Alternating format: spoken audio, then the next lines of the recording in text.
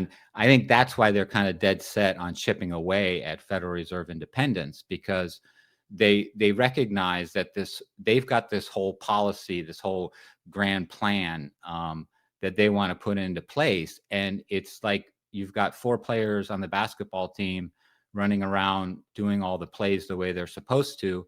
And you've got this 5th guy who says, no, I'm independent. I'm the Federal Reserve. I don't have to follow the plays or listen to the coach.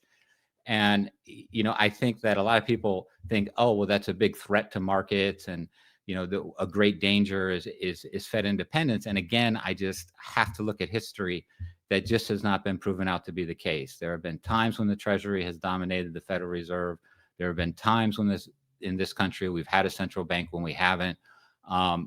This idea that we need to have an independent central bank, especially in the post-gold standard era, I just don't buy it. I think Federal Reserve needs to be folded in more into the get more with the team, basically.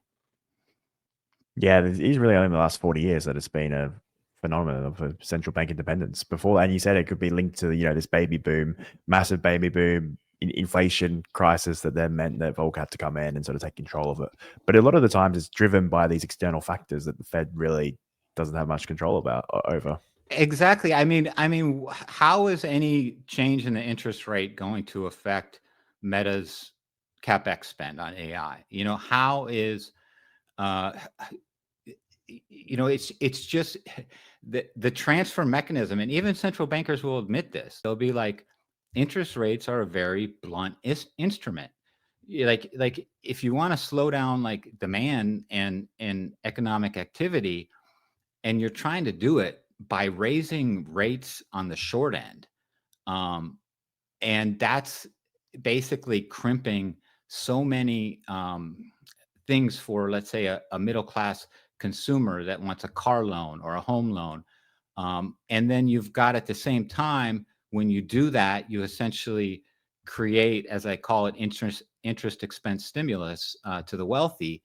It just doesn't fit in with where society is right now. And a lot of people talk about a fourth turning. They talk about a great reset. And I think they're right.